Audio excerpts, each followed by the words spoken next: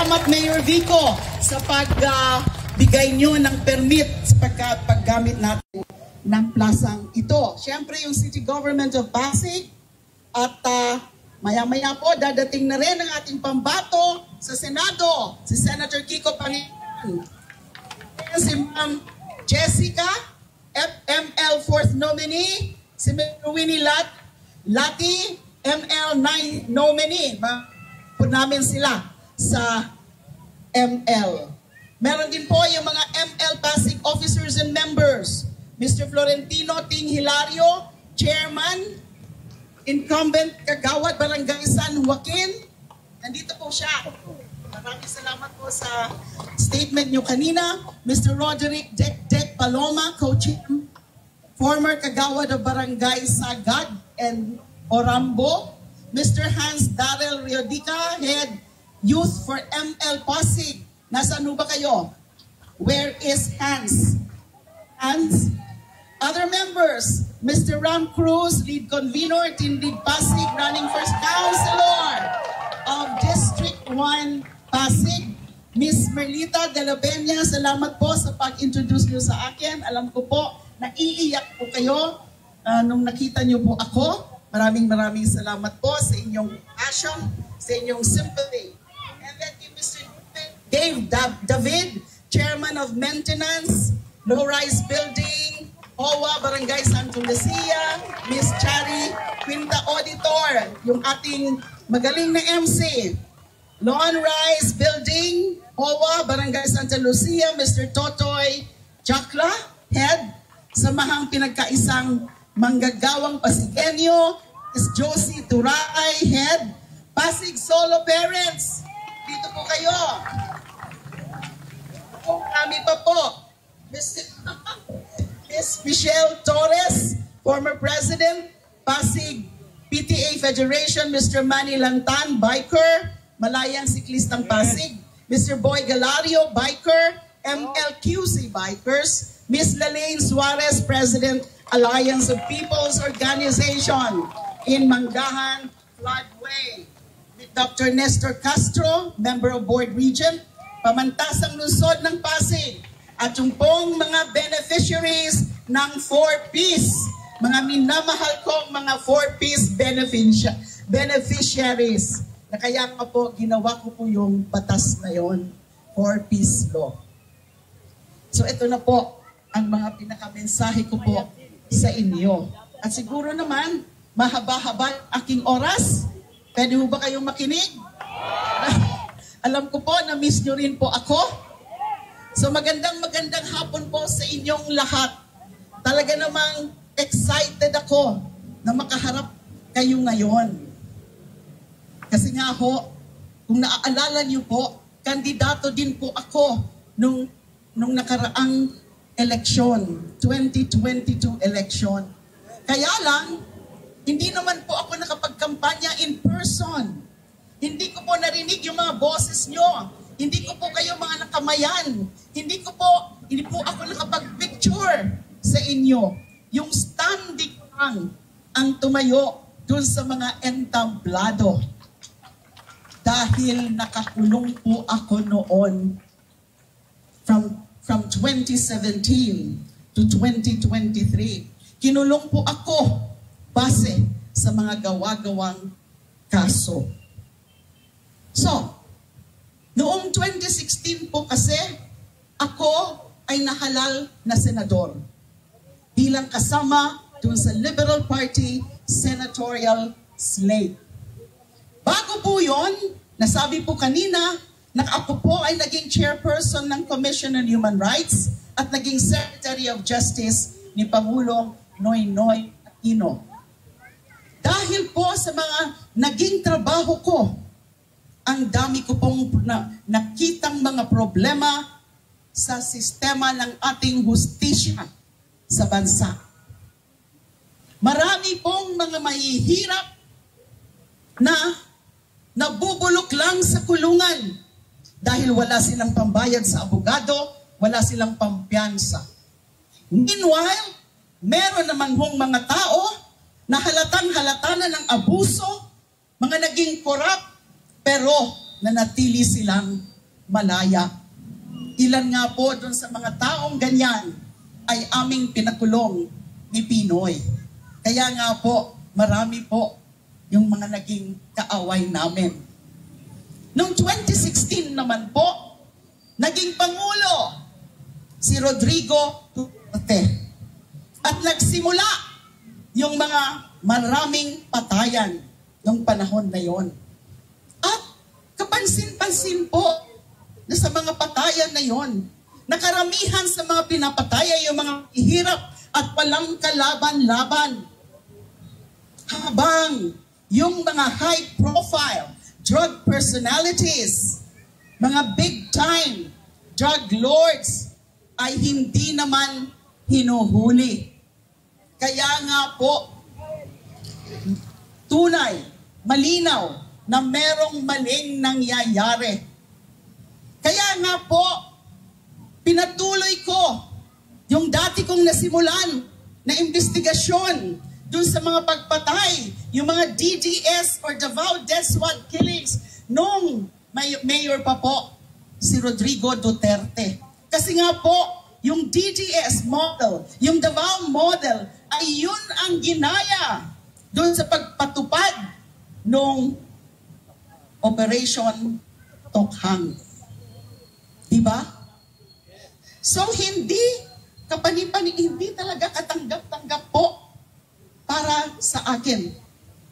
Nung ako nga po ay nag-file ng isang resolusyon sa Senado to initiate or to investigate those summary executions happening in the name of the war on drugs.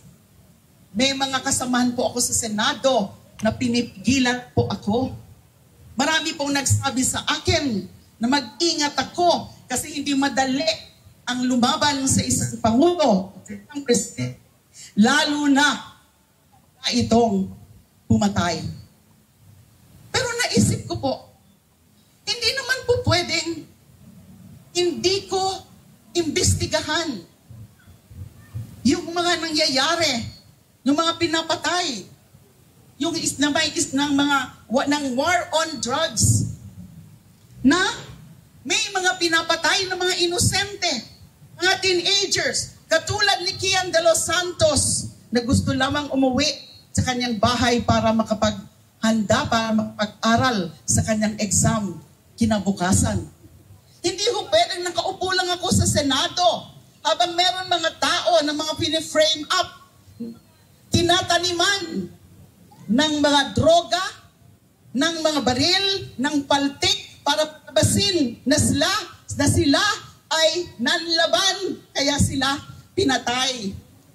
O kaya yung mga ama, kapatid, anak, asawa na nagsusumikap na magbagong buhay, pero na lang silang mga patay dahil nasa sa isang listahan ang kanilang pangalan. So, hindi po katanggap-tanggap sa akin. Pero, ano po yung ginawa nila sa akin? Kinasuhan po ako nila. Sinampahan nila ako ng mga gawa-gawang mga kaso. Sinira ang aking pangalan, binastos ang aking pagkababae, at ako ay pinakulong ng halos 7 taon, 6 years, 8 months, and 21 days, or a total of 2,454 days. Pero napatahimik ba nila ako? Hindi.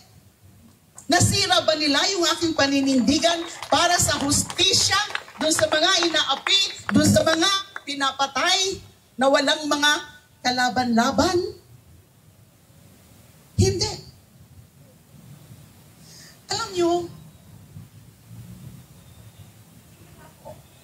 pagkatapos po, imbestigahan ko yung mga patayan yon. At nung prinisinta ko na po yung self-confessed DDS hitman na si Edgar Matubato, ay yun nang umpisa yung persecution sa akin. Ano ho bang nangyari dun sa mga kaso na sinampa sa akin? 3 kaso po yung mga sinampa sa akin. Lahat po yon ay na-dismiss, na-absuelto po ako sa mga kasong yon. Nakalaya po ako. Walang tunay na ebidensya, walang credible evidence, awang lamang mga imbentong kwento ng mga believed inmates, mga perjured witnesses na sa kalaunan ay nag-recant, yung ilan sila, nag-recant o binawi ang mga testimonya laban sa akin. It was a triumph of truth and justice. At habang nasa kulungan po ako, maraming bagay ang naging malinaw sa akin. Una, kung nila sa akin yon na isang senador, nang isa magdadalawang isip na gawin din yon mas pa sa mga walang kalaban-laban. Pangalawang bagay na klaro po, malinaw sa akin, na kaya yung ginawa nila sa akin para gawin akong halimbawa dun sa mga tao na susuway din sa kanila, na magbabatikos din sa kanila, para matakot na yung mga iba na gusto ring lumaban sa kanila.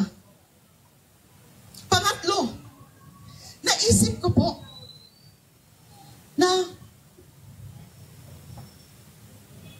hindi ako pwedeng sumuko. Hindi ako pwedeng imik. Hindi ako pwedeng trust. Dahil kung wala nang nagsasalita, lahat ay takot na, walang tumitindig, magpapatuloy yung mga paggawa ng mga masama sa ating lipunan. At lagi ko pong iniisip yung pangatlong punto na yan, nung ako po ay lumilibot, umiikot sa bansa, nung nakalaya na po ako noong November 2023. Ang balak ko lang po noon, ang plano ko lang po noon ay bumalik lang ako sa private law practice at pumalik sa aking pagturo sa law schools at maging kontento na lang sa isang tahimik na pamumuhay. Pero hindi po tama na manahimik na lang na maraming nangyayaring suliranin sa ating lipunan. Narinig natin, nakita natin yung revelasyon noong mga Quadcom hearings, yung mga hearings ng Committee on Accountability, on Good Government and Public Accountability dun sa mga budget hearings. Habang nakikita natin kung paano nila binaboy yung 2025 budget, na may mga maraming nangaabuso at merong mga inaapi. Hindi po tama yun na wala nang magsasalita na may mga nangyayaring ganon. Kaya nandito po ako sa harap nyo. Hindi lang po standee. Personal ko na pong masasabi sa inyo na tuloy ang laban. Pwede nyo kami, pwede nyo ba ako, pwede nyo bang samahan ng ML Party List, samahan si Kiko Pangilinan sa laban na ito? Maraming salamat po na ganyan at tutulong po kayo sa amin. Pero hindi sapat na magagalit lang tayo sa mga katiwalian at mga kawalang respeto ng mga nasa kapangyarihan. Hindi ho sapat na mag-iingat na lang tayo habang may mga nangyayaring walang hiyaan. kailangan po nating mga panya para sa mga kandidato na tunay na sasalamin sa ating mga prinsipyo at sa ating mga pangarap para sa ating bansa. Kailangan po natin ilagay ang ML Party List sa Kongreso. Kailangan natin ilagay at ibalik sa Senado si Kiko Pangilinan. Isang taong may integridad, masibag, matalino, mabait, may proven track record. Kailangan na po ni Senator Risa Hontiveros ng mga kasama sa Senado katulad ni Senator Kiko Pangilinan. Katukin po natin ang ating mga kapitbahay. Mag-post po tayo sa social media. Kausapin po natin yung mga dati nating mga kasamahan noon ng mga nakaraang kampanya.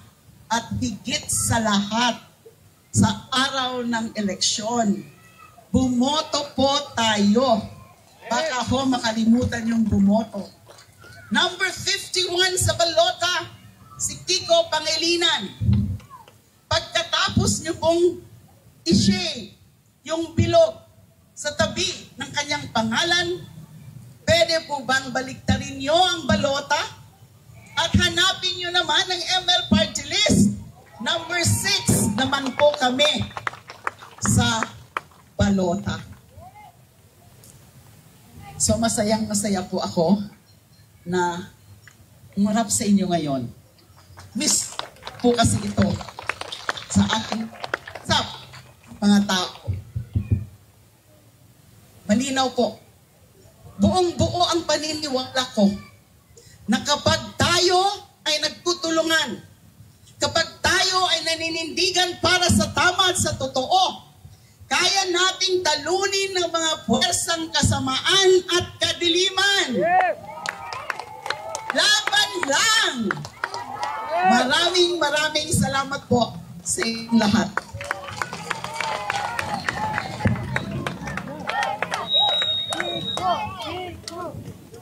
I-acknowledge po natin ang pagdating po ni Senator Kiko Pangilinan. Ay, Senator, good afternoon.